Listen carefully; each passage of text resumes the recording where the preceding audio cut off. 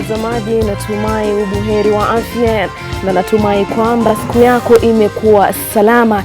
Kwanza kabisa tupate vidokezo.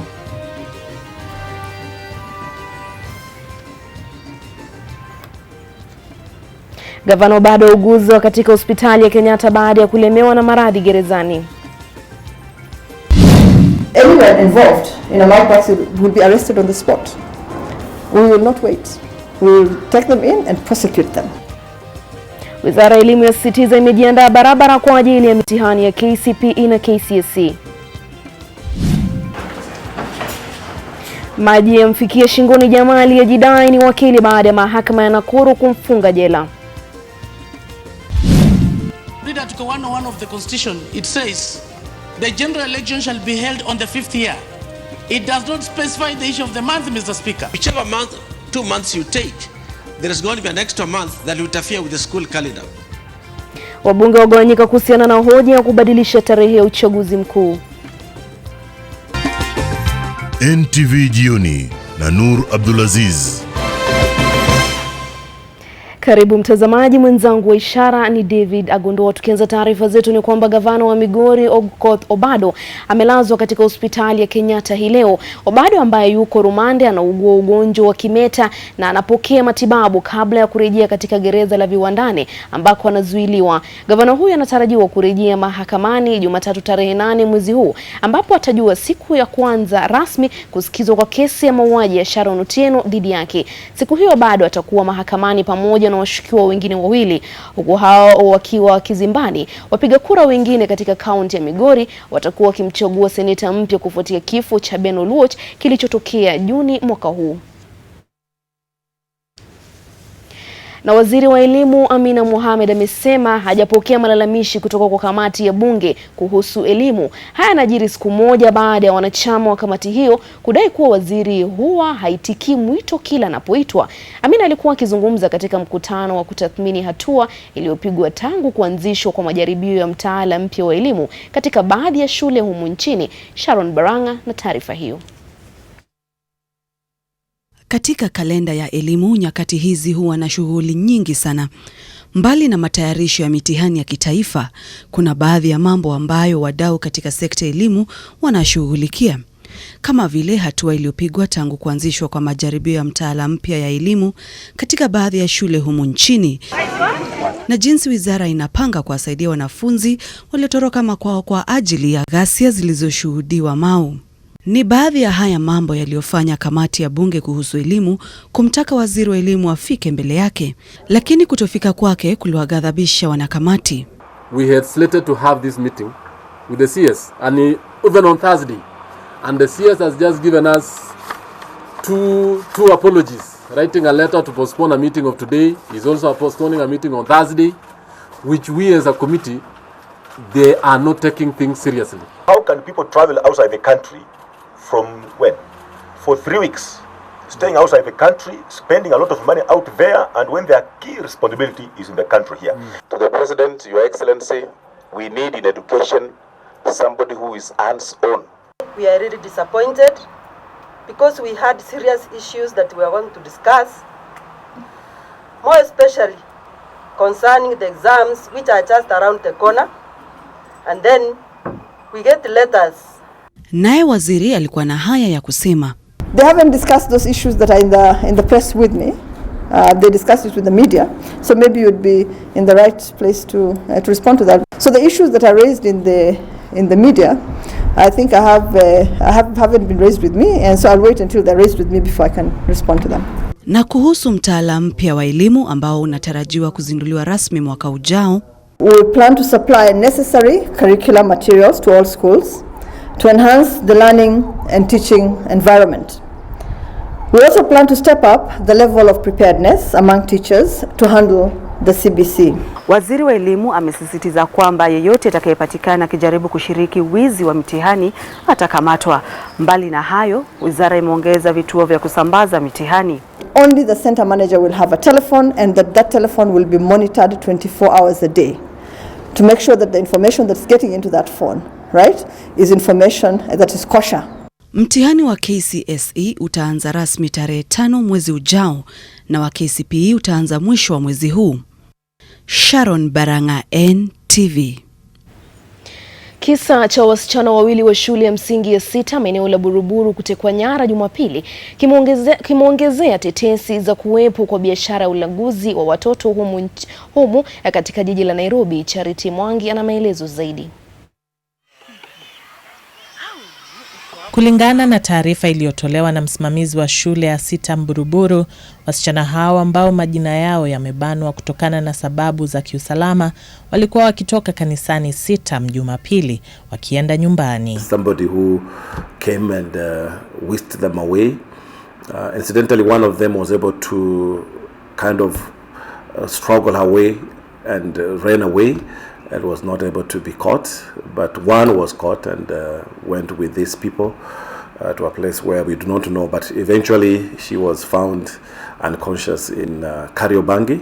Watoto hao walipelekwa katika hospitali ya Metropolitan na kupata huduma za matibabu, kisha polisi walifahamishwa na uchunguzi ungali unafanywa. There is the human traffic which has been mentioned in certain quarters where children like those, particularly girls, are abducted so that they can be used for other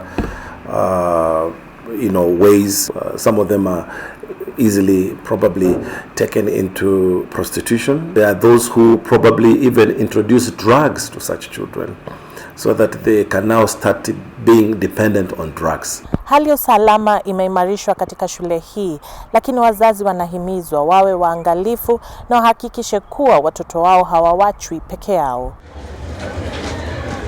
Kulingana na afisa wa idara inayoshughulikia maslahi ya watoto Richard Njoroge, wazazi wengi hawajui idara zote za serikali ambazo zinaweza kuwasaidia kupata wana wao waliopotea.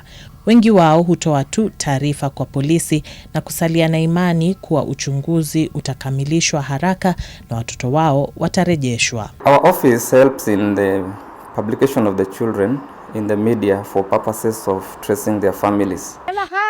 Watoto wanapopatikana kuna utaratibu wa kufuatwa kabla ya kukabidhiwa wazazi wao. First of all, they have to come with some sort of proof that this is their child. Maybe photos or the clinic cards and that.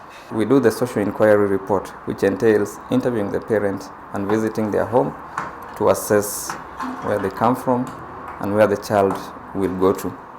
After that, we also facilitate and conduct the DNA testing. Charity Mwangi, NTV. Wabunge kutoka eneo la bonde la Ufa wameshtumu serikali kwa kuchelewesha malipo kwa wakulima wa mahindi. Waziri wa ugatuzi Eugene Wamalwa alidokeza wiki jana kuwa malipo yangeanza kutolewa Jumatatu wiki hii, lakini hadi sasa hakuna aliyelipwa. Kwa mjibu wa wabunge hao, wakulima wanahisi kuwa wamehadaiwa vya kutosha na serikali. Wakizungumza bungeni, wabunge walisema tangazo hilo na waziri Wamalwa lilikuwa limesimua wakulima, lakini sasa matumaini yameanza kufifia. Serikali ilistahili kulipwa wakulima shilingi bilioni 1.4 baada ya kukamilika kwa shughuli ya kutathmini orodha ya majina ya wakulima wanaopaswa kulipwa. Wabunge hao waliokuwa wameongozwa na mbunge wa Nandi Hills Alfred Keter pia waliitaka serikali kufanya hima, kwani tayari msimu wa kuvuna umefika. As members of parliament, we are urging the government to move with speed because we mean it, we are serious. If by Monday next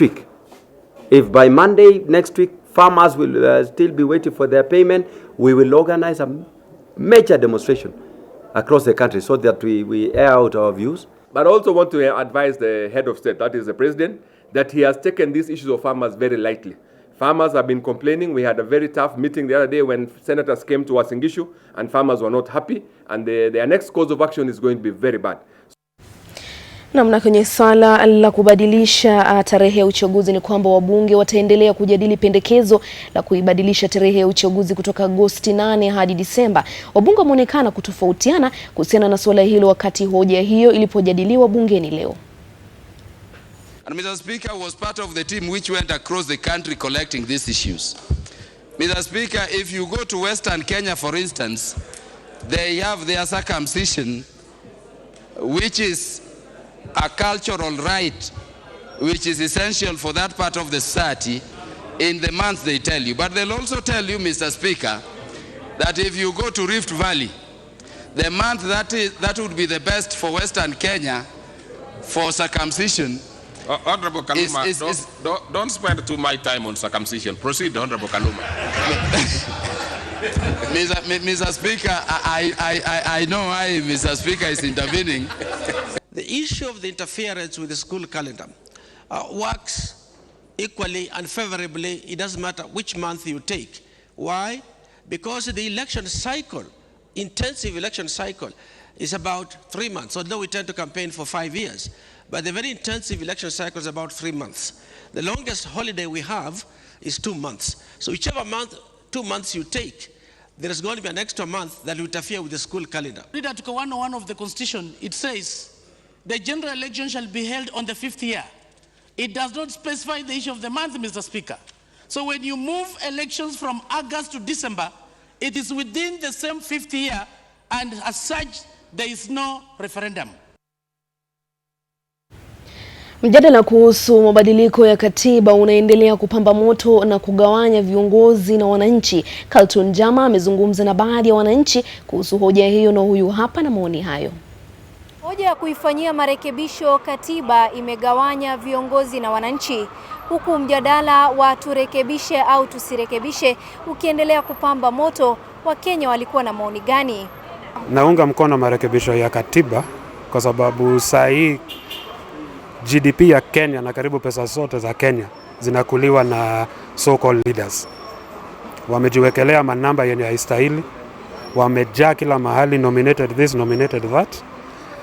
The salary na mabonuses na nini wanalipwa ndio inamaliza nchi yetu. Mahali katiba inatubereka, bila imetufinyiria kwa tax na mambo mengine, Kenya tayari imekuwa ngumu. So katiba ipandilishwe, wakubaliane ipandilishwe, ndio possibly 2022 tuwe katika katiba mpya ambao itakuwa inafeva wa Kenya na inafeva watu wote ambao wanakaa katika Kenya yetu.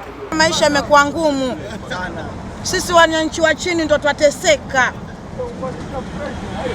Kama inawezekana ibadilishwe tu, angalau pengine tunaweza ona mabadiliko fulani. Katiba ya sasa ya Kenya mimi naona haina haja kubadilishwa. Maana tutakuwa bado tunajiongezea mzigo.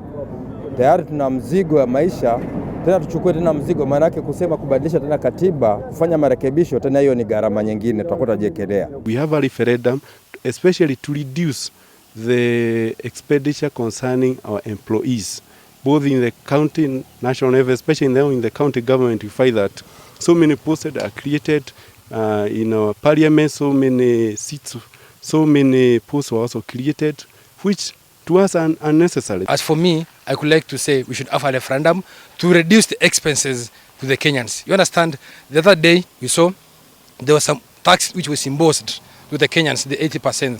You know, that is a burden to the Kenyans. Mahakama ya Nakuru imemfunga mwanamume aliyejidai ni wakili kwa muda wa miaka 7. Isaac Kimani anadaiwa kuwalaghai wa Kenya kuwa yeye ni wakili. Sasa ulaghai huo umefika ukingoni baada ya hakimu Dalmas Oungo kumhukumu mwezi mmoja gerezani au alipe faini ya shilingi 20,000. Isaac Kimani amehukumiwa kwa kuingilia kazi katika shughuli za korti. Alikamatwa mapema leo aliposimama kortini na kusema kuwa yeye alikuwa wakili, lakini baada ya kuchunguzwa alikiri kuwa yeye ni mhudumu wa kuwasilisha hati za mahakama. Mshtakiwa pia anakabiliwa na mashtaka ya kuwa wakili bandia yatakayowasilishwa kwa chama cha mawakili tawi la Bonde la Ufa.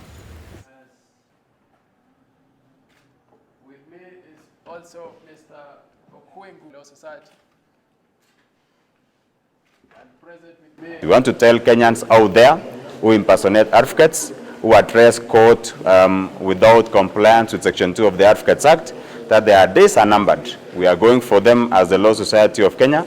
Courts are not going to allow them to do this. Courts frown against quacks who practice law when they are not competent, because we do not want Kenyans to continue suffering in the hands of incompetent people.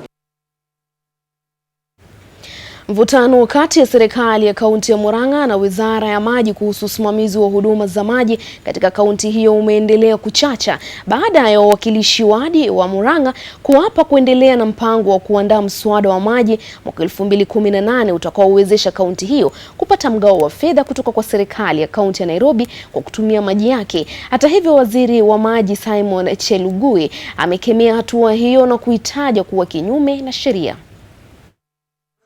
Katika kikao na wanahabari mapema hii leo, wawakilishi wadi wa kaunti ya Murang'a wamesema kuwa hawatalegeza kamba katika juhudi zao za kuandaa mswada utakaowezesha kaunti hiyo kupata mgao wa 25% kwa maji yanayotumika jijini Nairobi. We want to petition the Senate as the County Assembly of Murang'a because yesterday they had a meeting. They had invited the CS and the PS water concerning the issue of water was in Murang'a.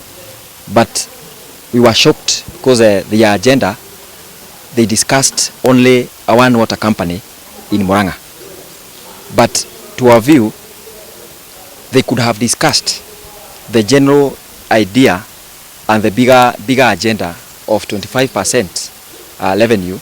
Matamshi hayo yanajiri wakati waziri wa maji Simon Chelugui anasisitiza kwamba hatua ya kudai mgao huo wa fedha kutoka Nairobi ni ya kihalifu. Jumanne akiwa mbele ya kamati ya Seneti kuhusu ardhi na mali asili, waziri Chelugui alidai kwamba mzozo wa usimamizi wa bodi ya kampuni ya maji ya Murang'a umechangiwa na siasa kati ya gavana Mwangi na viongozi wa sasa wa kampuni hiyo.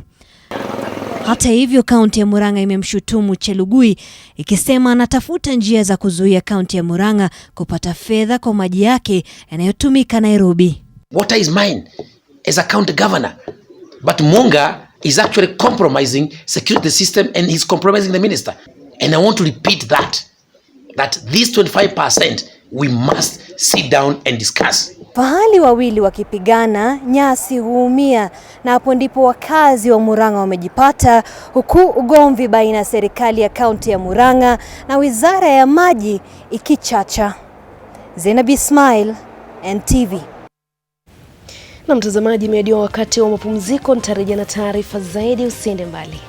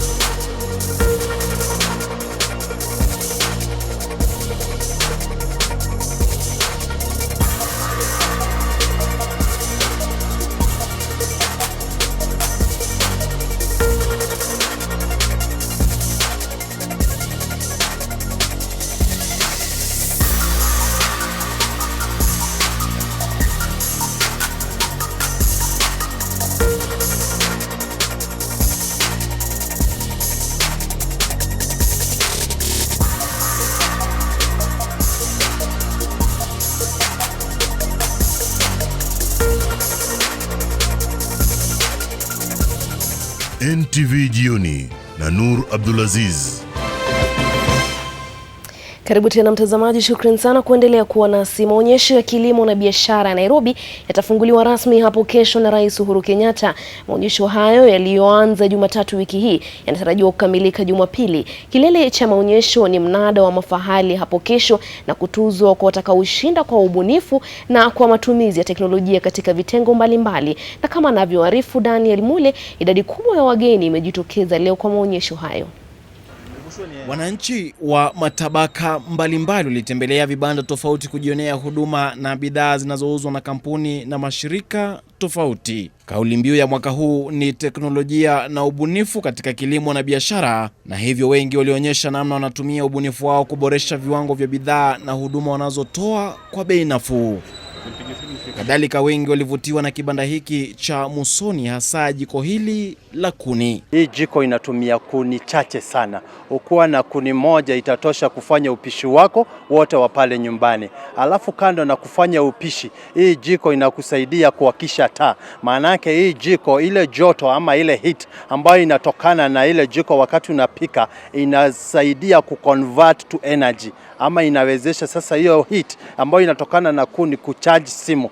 Katika kilimo wageni walifunzwa mbinu bora za kulisha mifugo ili kuongeza mapato. Fahali huyu wa uzani wa tani 1.2 alishinda tuzo ya ng'ombe bora wa kuzalisha.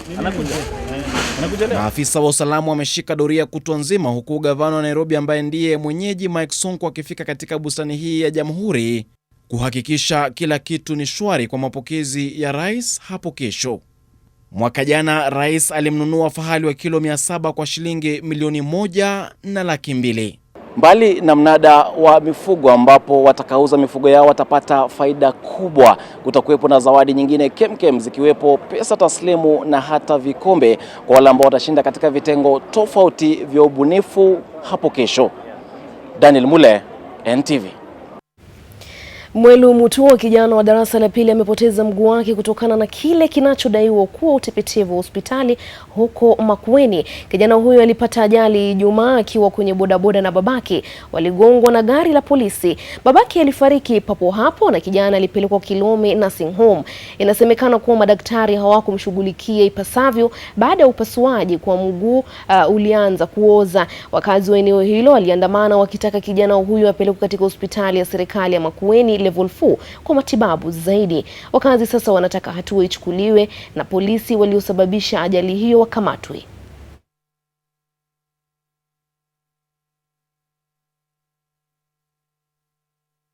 Juliana, we immediately took her to the theater. We did surgical debridement and later on we amputated the limb.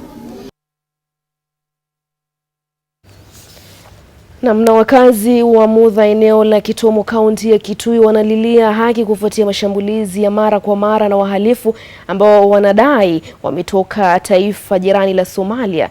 Na wachuuzi katika eneo la Kitengela kaunti ya Kajiado Kunradi wanalalamikia kunyanyaswa na serikali ya kaunti hiyo. Kwa taarifa hiyo na nyingine, huu hapa mkusanyiko wa matukio majimboni. Zaidi ya wachuuzi 300 wamefukuzwa katika mji wa Kitengela wakidaiwa kufunga barabara muhimu za eneo hilo. Maafisa wa kaunti walikuwa na kibarua kigumu kuwafurisha wachuuzi hao ambao wanalalamikia kuhangaishwa na kunyanyaswa. Wanasema licha ya kulipa ada mbalimbali, serikali ya kaunti imeshindwa kutoa huduma zinazostahili, hasa kwa wale wanaoendesha biashara zao sokoni.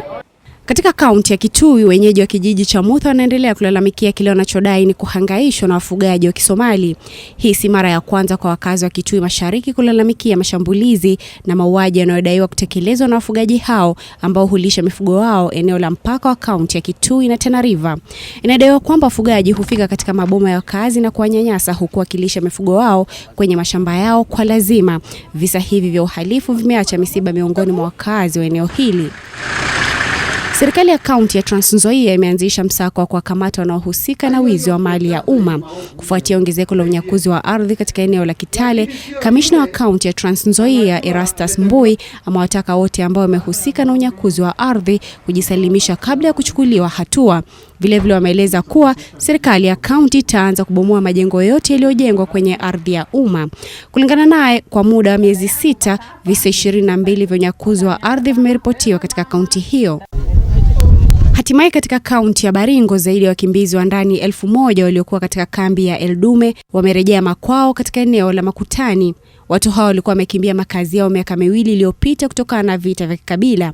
Vita vya kikabila viliathiri zaidi wanawake na watoto na kusababisha vifo vya watu 11 mwaka 2016. Watu hao watapokea misaada ya mabati 4000 ili kuwasaidia kujenga nyumba zao upya. Halima Gungo, NTV. Mtazamaji, nitaenda mapumzikoni kisha nitarejea na taarifa za spoti.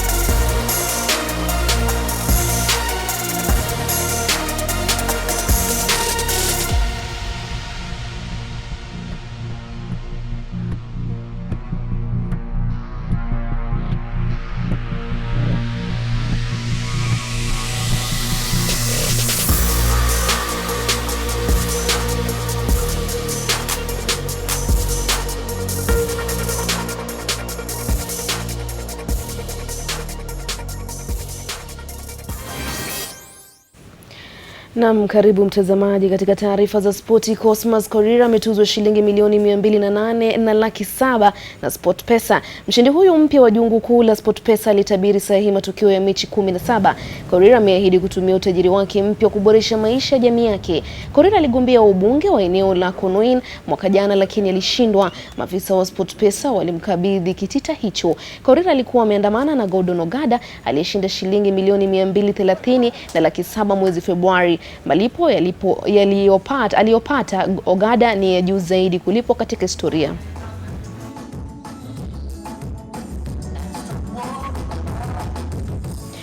Na timu ya taifa ya volleyball imepoteza mechi yake ya 3 mfululizo katika mashindano ya kombe la dunia baada ya kushindwa seti 3-0 na mabingwa watetezi Brazil. Brazil ililaza Kenya seti 3-0. Matokeo hayo yameendelea kudidimiza matumaini ya Kenya ya kuingia raundi ijayo.